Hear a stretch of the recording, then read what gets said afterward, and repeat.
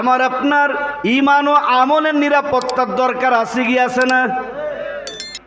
এই সমাজের ভিতরে এই লেবাস পরেছে এক শ্রেণীর এমন শয়তান, এক শ্রেণীর এমন মুনাফিক, তারা এই শয়তানগুলি লেবাস পরেছে সুন্দর সুন্দর কথা বলে বলে এই সমাজের ভিতরে আমাদের ঈমান শেষ করে দিতেছে, আমাদের আমলগুলি নষ্ট করে দিতেছে, আমাদের ভিতরে ফিতনা লাগায় দিতেছে। যার কারণে আল্লাহ তাআলা বলতেছেন, আমার ওলি যারা, বন্ধু যারা, যদি তোমরা তাদের সোহবতে যেতে পারো তাহলে তোমাদের ঈমান তারা নষ্ট করতে পারবে না, তোমাদের আমলগুলি তারা নষ্ট করে দিতে পারবে না। যার কারণে আল্লাহ তাআলা বলতেছেন, আমার ওলিও বন্ধু যারা, তোমরা তাদের সোহবতে যাও। আমরা যেতে চাই কি চাই না জোরে বলেন?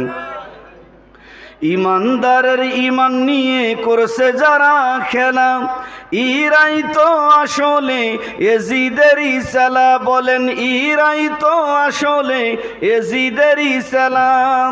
শাস্যে মুসলমান ওরা নামেই মুসলমান, ওরা শাস্যে মুসলমান, ওরা নামেই মুসলমান। টুপি দাড়ি পাগড়ি আছে দেখতে মাওলানা, ভিতরে নাই নবীর প্রেম এজিদে ভরা। টুপি দাড়ি পাগড়ি আছে দেখতে মাওলানা, ভিতরে নাই নবীর প্রেম এজিদে ভরা। ইমানদারের ঈমান নিয়ে করছে যারা খেলা, ইরাই তো আসলে এজিদেরই চেলা। বলেন ইরাই তো আসলে এজিদেরই চেলা। শাস্যে মুসলমান ওরা নামেই মুসলমান, ওরা শাস্যে মুসলমান, ওরা নামেই মুসলমান। আমার প্রাণের ভাইয়েরা, আমরা যারা তরিকতপন্থী, ভালো করে লক্ষ্য করেন, বাংলাদেশের সমস্ত মুফতি, মুহাদ্দিস, মুফাসসির, শাইখুল হাদিস, সমস্ত আলেম ওলামা সবাই মিলে যদি বলে আজকের থেকে পীর মুরিদি করা যাবে না, আজকের থেকে মিলাদ কিয়াম করা যাবে না, আজকের থেকে কবর জিয়ারত করা যাবে না, যদি সব আলেম ওলামা মিলে এরকম ফতোয়া যদি তারা কোরআন হাদিস থেকেই যদি তারা দেয়, আমার ভাইয়েরা, আমরা কি পীর মুরিদি ছেড়ে দিব নাকি বলেন? কেন? সব আলেম তো এক হইছে, কোরআন হাদিস থেকে দিচ্ছে, তারপর আপনারা পীর মুরিদি ছাড়বেন না? এটাই হলো ঈমান। এই ঈমানের শিক্ষা আমরা আল্লাহ তাআলার ওলি ও বন্ধুর কাছ থেকে আমরা পেয়েছি। যত ফিতনা যাই কিছু বলুক না কেন, এক শ্রেণীর মানুষ তারা একবার এদিকে একবার ওদিকে, একবার এদিকে একবার ওদিকে। আর আমরা সেই যে বায়াত হয়েছি, সেই যে জাকের মঞ্জিলে আমরা গিয়েছি, ধরেই আসি। যাহা বলুক না কেন, ওদের মন চাইছে, ওরা হাসি তামাশা করে, ওরা আমাদেরকে নিয়ে ঠাট্টা মস্কারি করে, আমাদেরকে নিয়ে ওরা হাসি ঠাট্টা করলে পরে ওদের ঈমানটা নষ্ট হয়, ওদের আমলগুলি নষ্ট হয়। ওরা চাই যে ওদের আমলগুলি নষ্ট হয়ে যাক, আর আমরা চাই আমাদের আমল, ঈমান ও আমল যেন নষ্ট না হয়। ঠিক কিনা জোরে বলে? ওরা কত রকমের হাসি ঠাট্টা করে। আল্লাহ তাআলা বলতেছেন সূরাতুত তাওবার ৮২ নং আয়াত, আল্লাহ তাআলা বলেন, ফালইয়াযহাকু ক্বালিলান ওয়ালইয়াবকু কাসীরা জাযাআম বিমা কানু ইয়াকসিবুন। আল্লাহ বলেন, তারা মুনাফিকরা কিছু সময় হেসে নিক, তারা তাদের কৃতকর্মের ফলস্বরূপ এর চেয়ে তারা বেশি কাঁদবে। এটা আল্লাহর কথা। এই জন্য বেশি হাসি ঠাট্টা করা যাবে না, কাউকে নিয়ে সমালোচনা করা যাবে না, কাউকে সমাজে ছোট করা যাবে না। তারাও তো আমাদের ভাই। ইসলাম এই শিক্ষা দিয়েছে, আমরা সুন্দর করে আল্লাহ রসুলের সুন্দর সুন্দর হাদিসগুলি আমরা তাদের মাঝে ভদ্রতার সাথে উপস্থাপন করব, তাদের বুঝাবো। ভালোবাসা দিয়া যেটা জয় করা যায়, আহা, এত গরম হয়ে সেটা জয় করা যায় না। গরম হবেন বেঈমানদের সামনে, ইমানদারদের সামনে তো জজবা হালাতে, ইমানি হালাতে বয়ান করতে হবে। কিন্তু আমরা এমন হয়ে যায়, মনে হয় যেন এখনই কে কারা হয়তো কিল দিয়া বসবে, এমন একটা অবস্থা হয়ে যায় না? খুব গরম বেটায়। এত গরম কি এর?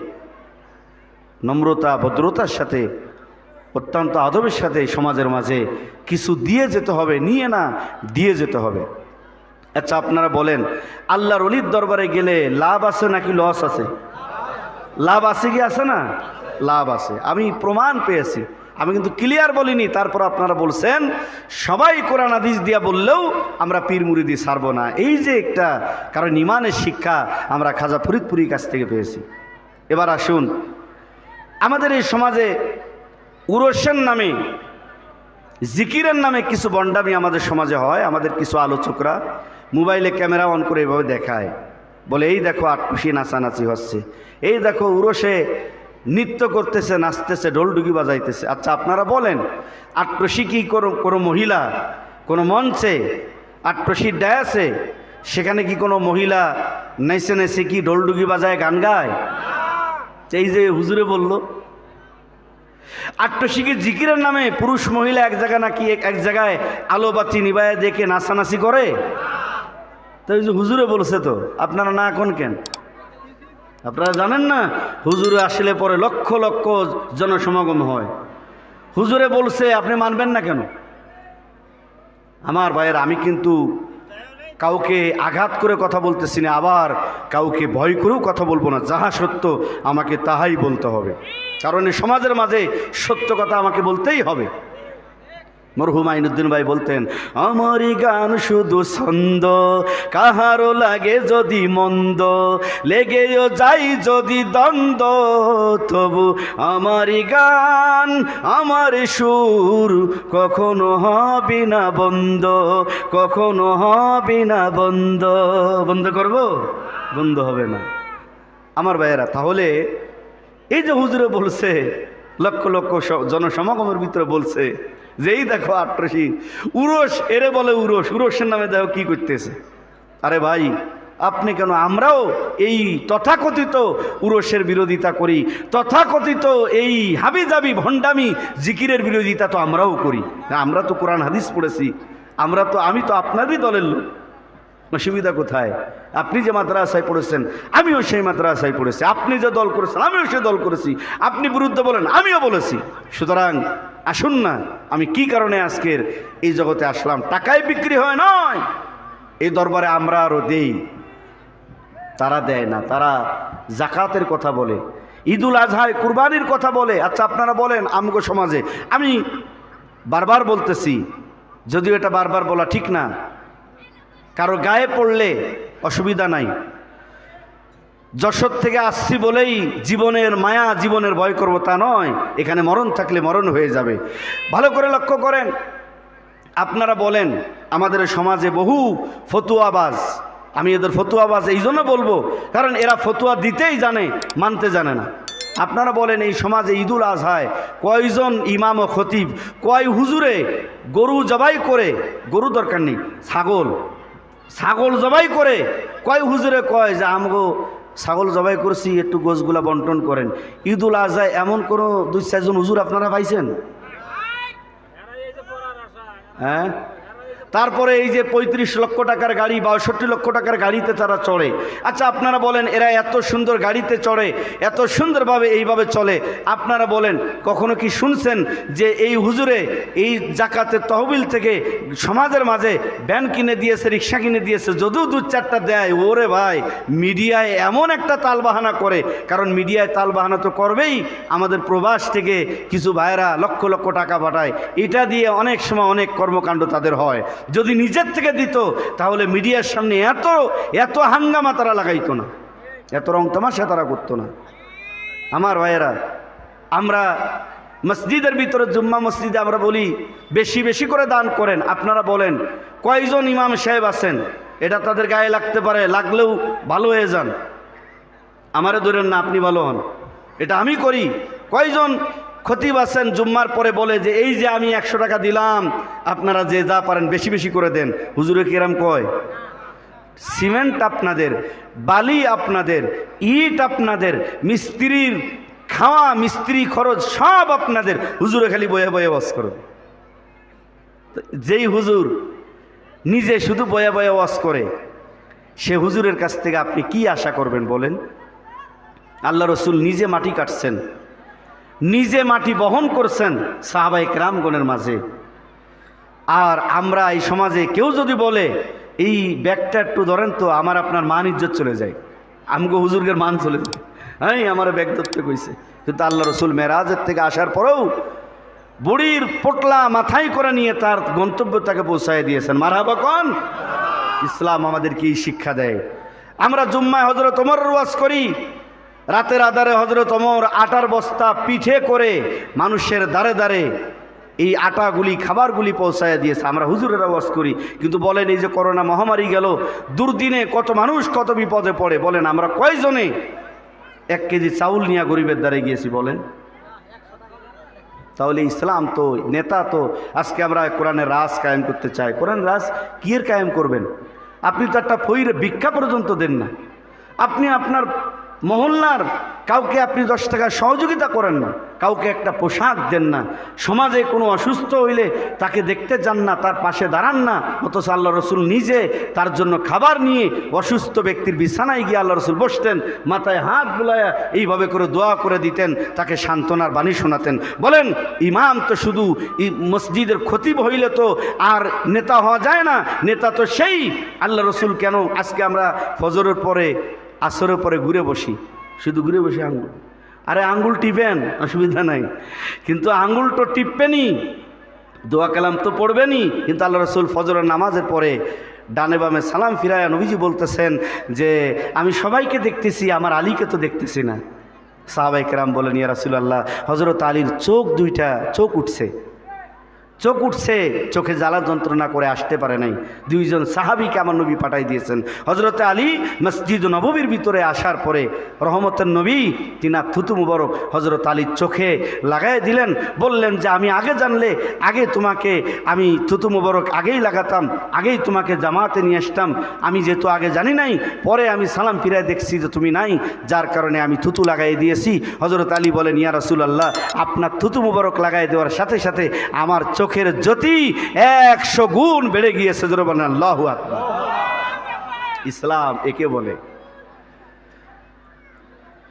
বিজ্ঞানীরা রকেটে করি চাঁদের দেশে যায়, আমগো নবী রকেট ছাড়া মেরাজ করতে যায়। এই জামানায় রকেট পকেট কিছু আসেননি, বিজ্ঞানীদের বিজ্ঞানী আমগো নবীজি।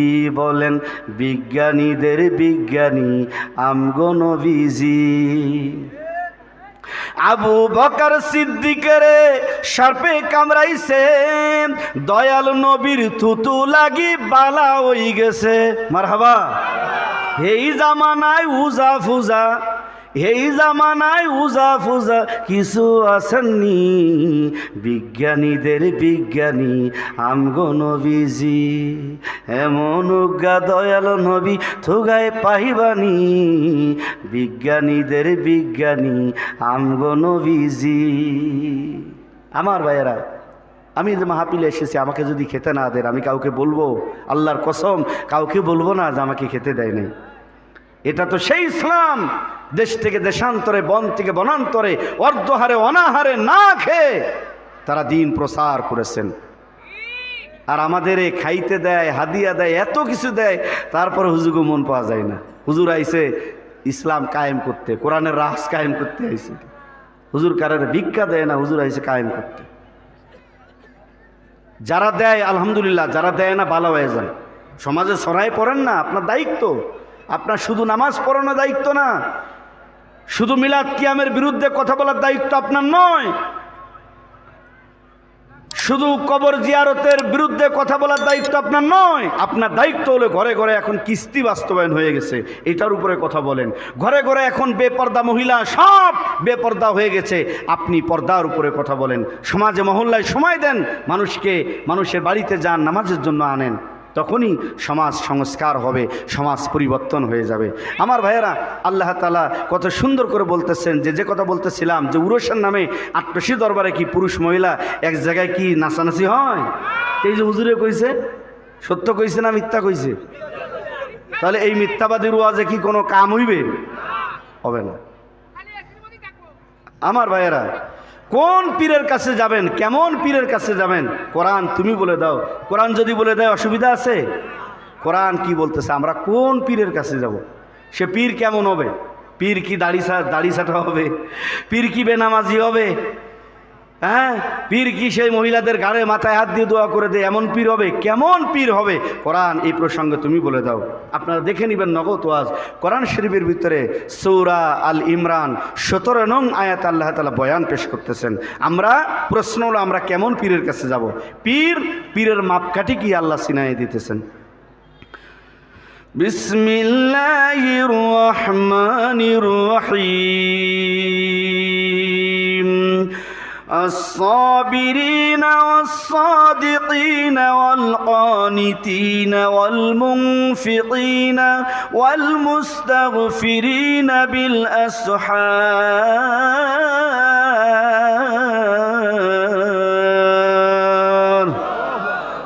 আল্লাহ তাআলা বলতেছেন আল্লাহর ভাষায়, আল্লাহ বলেন যিনি আমার ওলি হবেন, বন্ধু হবেন, তার ভিতরে গুণ থাকবে 5টা।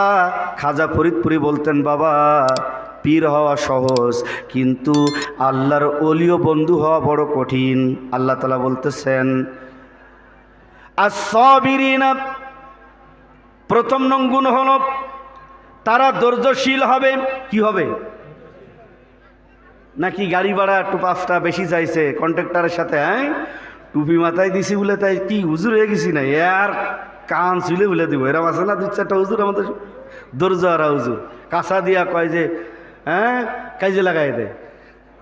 কাজে লাগানো আপনাদের এলাকায় তো কাজে হয় না, আমাদের ওইদিকে কাজে হয়, লাগায়। এরা প্রথম কাতারে থাকে, এরাই কয় যে আরে মান ইজ্জত আগে, ওই ইসলাম ওগুলো পরে দেখবো, আগে ওদের দিয়ে নিক কায়দা মতো। এই যে ধৈর্য হারা, প্রথম নম্বর গুণ হলো তারা কি হবে বলেন? সবাই বলেন কি হবে? ধৈর্যশীল। কি হবে? ধৈর্যশীল। ওয়াসাদিকিনা, দ্বিতীয় নম্বর গুণ হলো তারা সত্যবাদী হবে। ওয়াল কানিতিনা, তৃতীয় নম্বর গুণ হলো তারা বিনয়ী হবে, বিনয়ী। ওয়াল মুনফিকিনা, চতুর্থ নম্বর গুণ হলো তারা সৎপথে ব্যয়কারী হবে। ওয়াল মুস্তাগফিরিনা বিল আসহার, পঞ্চম নম্বর গুণ হলো তারা শেষ রাত্রে মহান আল্লাহ তাআলার দরবারে ক্ষমা প্রার্থনাকারী হবেন। আমার ভাইরা, ধৈর্য কাকে বলে? এখানে দেখেন প্রথমে ধৈর্যের কথা বলেছেন, এরপরে সত্যবাদিতার কথা বলেছেন, এরপরে বিনয়ীর কথা বলেছেন, এরপরে সৎ পথে ব্যয়কারীর কথা বলেছেন, এরপরে শেষ রাত্রে মহান আল্লাহ তাআলার দরবারে ক্ষমা প্রার্থনাকারীর কথা বলেছেন। আমার ভাইয়েরা, এই 5টি গুণ যার ভিতরে থাকবে নিঃসন্দেহে আল্লাহর ওলি। এই 5টি গুণ যার ভিতরে থাকবে, ইসলাম তো আমাদের এই শিখায় নাই। চাইলেই গাড়ি ঘোড়া ভাঙচুর করেন, চাইলে মানুষ মার্ডার করেন, চাইলেই রাস্তা বন্ধ করেন, চাইলেই মানুষকে কষ্ট দেন। না না, ধৈর্য হারা হওয়া যাবে না। আমার ভাইরা, ধৈর্য সহকারে আমাদের সমাজে চলতে হবে। খাজা ফরিদপুরি 1354 বাংলায়, 1947 সাল ইংরেজি, উনি ৮৮ দরবারে আসলেন। মাত্র 3 জন মুসল্লি নিয়া উনি ঈদুল আজহার জামাত করেছেন। রবের দরবারে 2টি হাত তুলে দোয়া করেছেন রব্বুল আলামিন। মাত্র 3 জন নিয়া এমন একটা জায়গায় ঈদুল আজহার জামাত করেছি, ঈদের দিন মানুষেরা গরু নিয়া লাঙ্গল নিয়া তারা মাঠে যাইতেছে কাম করার জন্য। ঈদের দিন তারা তাদের কাজে ব্যস্ত, কেউ জানেই না আজকে তাদের ঈদের দিন। এমন একটা অন্ধকার জায়গায় আমি এসেছি, রব্বুল আলামিন এই জায়গায় যেন বিশাল ঈদুল আজহার জামাত হয়, লক্ষ লক্ষ মানুষের সমাগমে বিশাল জামাত যেন এখানে হয়। সেদিন 3 জন নিয়া খাজা ফরিদপুরি তিনি দোয়া করেছিলেন। আল্লাহর ওলিদের দোয়া বিফলে যায় না। আল্লাহ তাআলা তিনার হাত মঞ্জুর করে সেই জাকের মঞ্জিলে ঈদুল আজহায় লক্ষ লক্ষ মানুষের সমাগমে বিশাল জামাত সেখানে হয় কি হয় না জোরে বলেন। বিশাল জামাত সেখানে হয়। আমার ভাইয়েরা, 1947 সাল ইংরেজি, 1947 সাল থেকে শুরু করে 2001 সাল পর্যন্ত তিনি শরীয়তে ছিলেন।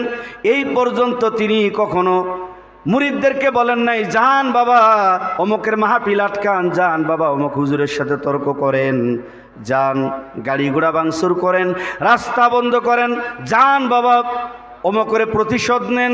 না না, ধৈর্যহারা হয়ে এমন কোনো হুকুম তিনি দেন নাই যে হুকুম দিলে পরে সমাজে ফিতনা সৃষ্টি হয়, মানুষের মাঝে কষ্ট হয়। এমন হুকুম দেন নাই যেখানে চারিদিকে মানুষ রাজনীতি নামে এত মারামারি দাঙ্গা হাঙ্গামা লাগাইতেছে, সে অবস্থার ভিতরে খাজা ফরিদপুরি বলেছেন, যান বাবা আপনারা ঘরে ঘরে মিলাদ পড়েন আর তবরকের ব্যবস্থা করেন। আমার তরিকতপন্থী ভাইয়েরা তারা সুন্দর করে মিলাদ পড়ে, মুরব্বীদের জন্য, দেশের জন্যে, দশের জন্যে তারা দোয়া করে, আর দোয়া শেষে মুনাজাত শেষে তারা সবাই পেট পুরে তবরক খেয়ে যায়। জোরে বলেন ঠিক না বেঠি? এত সুন্দর পরিবেশ। ওয়াসসাদিকিনা, দ্বিতীয় নম্বর গুণ হলো সত্যবাদী। খাজা ফরিদপুরি তিনি 23 খণ্ড নসিহত লিখেছেন। এই 23 খণ্ড নসিহতের ভিতরে তার জবানের ভিতরে, তার বাণীর ভিতরে, জীবনে একটা মিথ্যা কথা আজ পর্যন্ত মুরিদেরা এবং যারা বিরোধিতা করে তারাও একজনও প্রমাণ করতে পারে নাই। তোমার পীর, তোমার খাজা ফরিদপুরি এই কথাটা মিথ্যা কথা বলেছে, প্রমাণ করতে পারে নাই।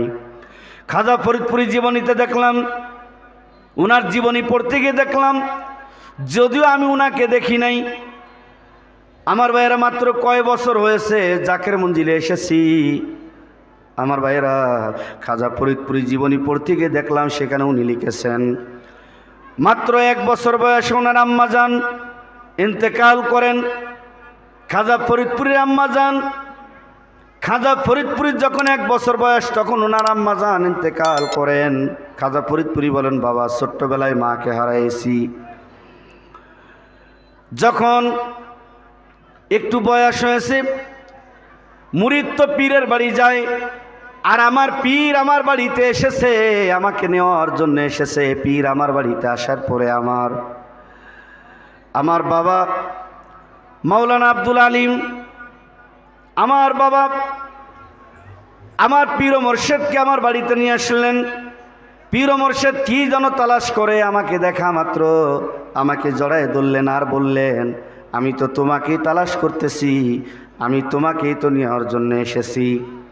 দাদু হুজুর ইনায়েতপুরি খাজা ফরিদপুরিকে বুকের সাথে জড়ায় ধরে বলতেছে, বাবা আমি তো তোমাকে নেওয়ার জন্য এসেছি, তোমাকে তালাশ করতেছি। মুস্কি একটা হাসি দিলেন দাদু হুজুর। খাজা ফরিদপুরি বলেন, যদিও আমি ছোট ছিলাম, আমার মনে আছে আমার পীর মোর্শেদের সেই মুস্কি হাসি, আল্লাহ রসুলের সেই সুন্নতি হাসি আমি আজও পর্যন্ত বলতে পারি না। এত সুন্দর হাসি তিনি আমাকে জড়ায় ধরে হাসি দিয়েছিলেন। প্রথম যেদিনই দেখেছি আমি তোমার প্রেমে পড়েছি, নূরের ছবি ভাসের অন্তরে, মদিনা মদিনা রে ভুলতে পারি না আমি তোমারে। হুজুর কেবলা জান বলেন, বাবা যে সময় ছেলেরা মেয়েরা অন্যের গাছের ডাব চুরি করে খাবে, মিথ্যা কথা বলবে, ঘরের চাউল চুরি করবে, বাবার পকেট থেকে টাকা চুরি করবে, মিথ্যা বলবে, ওই সময়টা ওই ছোট্টবেলায় আমি আমার পীর ও মোর্শেদের সোহবতে চলে গিয়েছি। আমার মনে পড়ে না জীবনে আমি একটা মিথ্যা বলেছি। এখন কে বলতে পারবে যে জীবনে মিথ্যা বলে নাই? খাজা ফরিদপুরি বলছে, বাবা যখন মিথ্যা বলবো তখন তো আমি আমার পীরের সোহবতে। এমন পীরের নামে আমরা কত বানোয়াটি কথা বলি। আমার ভাইয়েরা, ওয়াল অনিতিনা, তিনি এমন বিনয়ী ছিলেন, নামাজি বেনামাজি চোর বাটপার সকল স্তরে মানুষ ওনার সামনে গিয়েছেন, ওনার বিরোধিতা করে গিয়েছেন, ওনাকে মারতে গিয়েছেন, বাহাস করতে গিয়েছেন, বিভিন্নভাবে ওনার সম্মুখ পানে গিয়েছে। কেবলা জান হুজুর মুস্কি একটা হাসি দিয়ে বলছেন, বাবা অনেক দূর থেকে আসছেন, চেহারাটা মলিন হয়ে গেছে, যান বাবা আগে খানা খান, আগে খানা খান, তারপরে আপনার সাথে আমি কথা বলবো। আগে খাওয়াই নিয়েছেন, শত্রু হইলেও সেই শত্রুকেও তিনি খাওয়াই নিয়েছেন। তিনি বিনয়ী ছিলেন, কাউকে বলেন নাই যে তুমি নামাজ পড়ো না কেন, তুমি তোমার গায়ে গন্ধ কেন, এই সেই, কখনো কাউকে তিনি কষ্ট দেন নাই। তিনি এমন বিনয়ী ছিলেন, তিনার ভালোবাসা দিয়া মানুষের মন জয় করেছেন। ওয়াল মুনফিকিনা, 4 নম্বর গুণ হলো সৎপথে ব্যয়কারী। খাজা ফরিদপুরি এই বাংলার জমিনে যারা বড় বড় কথা বলেন, তাদের নামে ব্যাংকে কোটি কোটি টাকা রয়েছে, তাদের কোটি টাকার গাড়ি রয়েছে, কোটি টাকার বাড়ি রয়েছে, তাদের বিদেশে বাড়ি, বিভিন্নভাবে অর্থ সম্পদের পাহাড় তারা করে ফেলেছে। তারা যদি এইভাবে অর্থ সম্পদের এত পাহাড় না করে তারা তার গ্রামে, তার সমাজে যদি গরিবের পাশে দাঁড়াইতো, তার গরিবগুলা খেয়ে তারা বাঁচতে পারত। হুজুর বিশাল বাড়ি করছে, বাবা, কিন্তু আট্টশির হুজুর কেউ বলতে পারবে না যে তিনার নামে 1 শতক জমি আছে, 1 শতক জায়গা আছে। আপনাদের এখানে কি শতক বলে তো ভাই? 1 শতক জায়গা উনার নামে আছে। উনি বলছে বাবা আইছিলাম খালি হাতে, চলেও যাব খালি হাতে। বলেন এমন কে আছে? আমার নবীরও রহমতের নবী তিনি বলছেন যে আমি আইছি, আমার মজেজা কোরআন শরীফ, তাছাড়া আমার কোনো অর্থ সম্পদ এগুলি কিছু নাই, রহমতের নবীর নামে 1 শতক জায়গা নাই। আমার ভাইয়েরা, কেবলাজান হুজুর তিনি বলছেন যে বাবা আইছিলাম যেভাবে, গেলামও সেভাবে। তো ভাইজানদের ব্যাপারে ভাইজানরা বলছেন যে আমাদের কি হবে? ওনার ছেলেদের ব্যাপারে ছেলেদেরকে বলছে তোমাদেরকে ছেড়ে গেলাম এই কোটি জাকেরানদের মাঝে, তোমাদের 2 ভাইকে ছেড়ে গেলাম। জাকেরদেরকে বলছে তোমাদেরকে তোমাদের 2 ভাইজানের সামনে ছেড়ে গেলাম। বিশাল এই দরবার আমি জাকেরদের নামে অক্ষ করে দিলাম। 1000 বিঘা সম্পত্তি জাকেরদের নামে অক্ষ করে দিলেন। 1000 1000 গাছ এই দরবারে লাগানো হয়েছে। আমার ভাইয়েরা, সেখানে শুধু মুসলমানদের জায়গা দিয়েছেন তা নয়, তিনি এমন পীর, তিনি হিন্দুদের পর্যন্ত, হিন্দু খ্রিস্টান আমার ভাইয়েরা তাদের পর্যন্ত আলাদা জায়গা করে দিয়েছে। জাকের মঞ্জিলে গেলে দেখবেন হিন্দু ক্যাম্প লেখা আছে, বিশাল জায়গা তাদের জন্য। তারা সেখানে থাকবে, তারা সেখানে খাবে, মুসলমানদের এই রীতিনীতিগুলো তারা দেখবে। এই সুযোগটা ইসলাম করে দিয়েছে। এই সুযোগটা আমরা তো কোনো মুফতি মুহাদ্দিস করতে পারি নাই। আমার ভাইয়েরা, উনি জায়গা দিলেন, আমাদের আশ্রয় দিলেন। এরপরে শুধু কি তাই, এরপরে তিনি আমাদের গরু জবাই করে খাওয়ান, মদিনার জাহাজ উট জবাই করে খাওয়ান, আমাদের বকরি জবাই করে খাওয়ান, ডুম্বা জবাই করে খাওয়ান। বুকে হাত দিয়ে বলেন এমন কোন পীর আছে যেই পীরের বাড়ি গেলে আপনাকে গরু জবাই করে, ডুম্বা জবাই করে, উট জবাই করে, খাসি জবাই করে এইভাবে আপনাকে ভালো ভালো খেতে দেয়? কে আছে বলেন তো দেখি? আমার ভাইরা, এত সুন্দর করে আমাদের যিনি আশ্রয় দিলেন, যিনি আমাদের খাবার দিলেন। অনেক সময় দেখা যায় সারা দেশ কালেকশন করে কয়জনও মিল্লা জিল্লা খায়, আর বাকিগুলা মুখে আজকে তবরক আছে তো মাশাআল্লাহ আলহামদুলিল্লাহ কোন, এটা উত্তম রিজিক, উত্তম রিজিক আমাদের জন্য। আমার ভাইয়েরা, এই যে রিজিক, এখানে এই যে ধর্মীয় আলোচনা শুনে আপনারা এখান থেকে তবরক খেয়ে যাবেন। অনেকে আছে এমনও আমাদের মা বোনেরা ফোন করে যে ভাই দীর্ঘ সময় ওয়াজ নসিহত শুনিয়ে আয়া আমারে কিলাইতেছে। কিল্লাই কিলায় কয় যে খিদে লাগছে, এত রাত্রে বাড়ি আইছে, ওয়ানতে তো খাইতে দেয় নাই। কয়জন মিল্লা জিল্লা খাইছে হুজুর দিয়া, আর ওই বুঝেন তো কয়জন মিল্লা জিল্লা খাইছে, আর বাকিগুলা সব আসলে দিছেই কিন্তু তারাই। আপনারা দেন না? কি মাহফিলে আপনারা দেন না? রাস্তায় যাইতে গেলে মাহফিল দিচ্ছি দেন, রাস্তাতে আপনার কাছ থেকে নিবে, আপনার বাড়িতে নিবে, আপনার দোকানের থেকে নিবে, মসজিদ থেকে নিবে, আপনাকে যেখানে ধরবে কতবার যে আপনার কাছ থেকে নিবে, নিতেই আছে। কিন্তু আপনাকে এক উক্ত তারা খাওয়ানোর সাহস করতে পারে না। এখানে যত মানুষ আসুক না কেন, সবার খাবারের ব্যবস্থা আমরা করেছি। এমন মহাওয়ালি তিনি আমাদের খাবারের ব্যবস্থা করলেন, আশ্রয় দিলেন।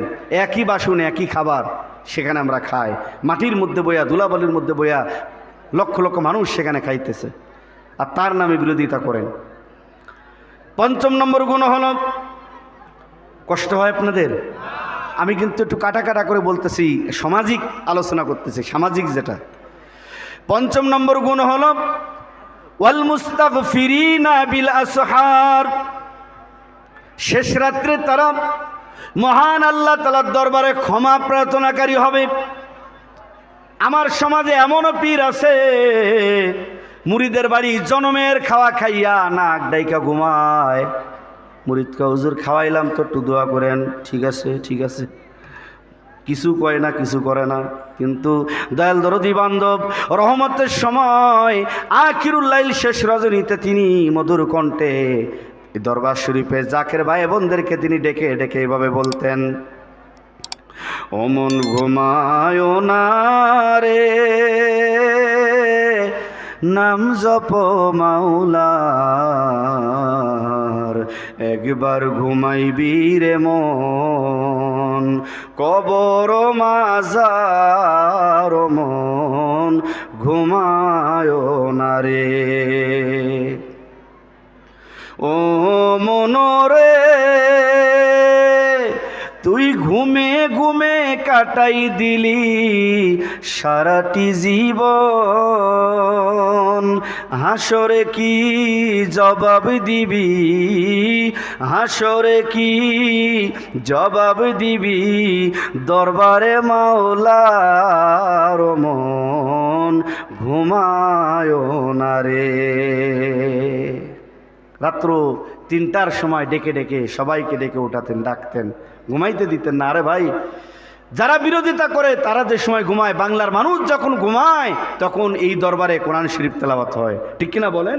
তখন এই দরবারে কোরআন শরীফ তেলাওয়াত হয়, মিলাদ শরীফ হয়, আর সেই দরবারের বিরুদ্ধে কথা বলেন।